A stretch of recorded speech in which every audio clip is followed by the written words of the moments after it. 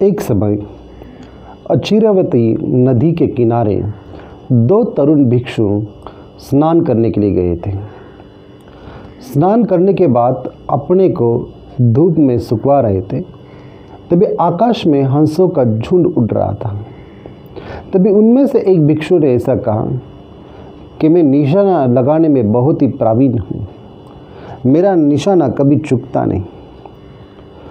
तो दूसरे भिक्षु ने उसको कहा, ऐसा हो ही नहीं सकता, क्योंकि आकाश में हंसों का झुंड उड़ रहा है और तुम उड़ते हुए झुंड को निशाना कैसे लगा सकते। तो दूसरे भिक्षु ने कहा, मैं उड़ते हुए पक्षियों का, हंसों का भी निशाना लगा सकता हूँ। तभी उस भिक्षु ने कहा, अब ये जो हंस उड़ रहा है, इन पर, इनके आँख पर मैं निशाना लगाता हूँ, देखते कि उनके आँख पर निशाना लगता है नहीं लगता। तभी दूसरे भिक्षु ने फिर से कहा, ऐसा हो ही नहीं सकता, आँख पर निशाना लग ही नहीं सकता, और वो भी उड़ते हुए हंसों पे नहीं हो सकता।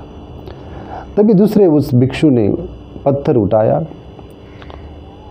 और उस उड़ते हुए एक हंस के आंखों पर उसने निशान लगाया, उसे मार दिया। उस निशाने से वो पत्थर एक आँख से निकलकर दूसरे आँख की ओर चला गया और फड़फड़ाता हुआ, गिड़गिड़ाता हुआ वो हंस नीचे भूमि पर गिर पड़ा। ये बात जब दूसरे भिक्षु को समझी तो दूसरे भिक्षु ने इस कृत्य की उसकी निंदा की, और बुद्ध जहाँ पर ठहरे हुए थे जेतवन में, वहाँ जाके भिक्षु ने इस संदर्भ की बात बुद्ध से की। तभी बुद्ध ने उस तरुण भिक्षु को बुलाकर उसको डांट दिया, और भिक्षु को तथागत बुद्ध ने कहा, ऐसे अहिंसावादी प्रवजित धर्म में तुम प्रवजित हुए, फिर भी तुम इस प्रकार का दुस्साहस करके दुष्कृत्य किया है। तभी बुद्ध ने उनको समझा कि भिक्षु ने हाथ से, पैर से संयमित होना चाहिए, वाणी से भी संयमित होना चाहिए। तभी बुद्ध ने उनको समझाया, ऐसा कृत्य नहीं करना चाहिए जो दूसरों को बाधा पहुंचाए, जो दूसरों को दुख पहुंचाए। भिक्षु ने संयमी सभी तरह से रहना चाहिए, जहाँ कहाँ वो जाए वहाँ भी रहना चाहिए। और बुद्ध ने उनको ये गाथा कही। एक गाथा में बुद्ध ने उनको कहा, हत संयतो, पाद संयतो, वाचाय संयतो, संयातु तमो, अजत्तरतो समाहितो, एको संतुसितो समाहु भिक्खु। मतलब जिसके हाथ, पैर और वचन में संयम है, जो उत्तम संयमी है, जो अध्यात्मरत है, जो अपने में लीन है, समाहित है, सब तरह से अपने में ठहरा हुआ है, सब तरह से अपने में स्थिर है, सब तरह से अपने में प्रविष्ट है, अकेला और संतुष्ट है, उसे भिक्खु कहते हैं।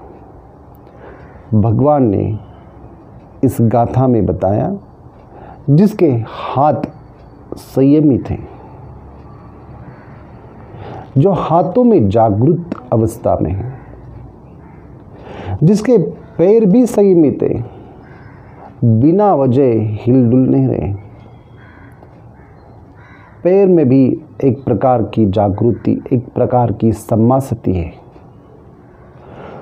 और जिसके वचन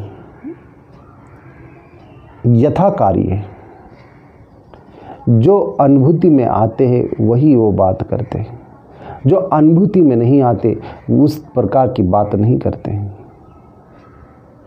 मतलब सत्य की बात करते। संयम वचनों में बना रहता है, वाणी का संयम उसमें बना रहता है। तो बुद्ध कहते हैं जिसके हाथ पैर और वचन इसमें संयम है वही उत्तम संयमी भी हो सकता है। जो अध्यात्म रत है, अज्जत रतो ये पाली शब्द है।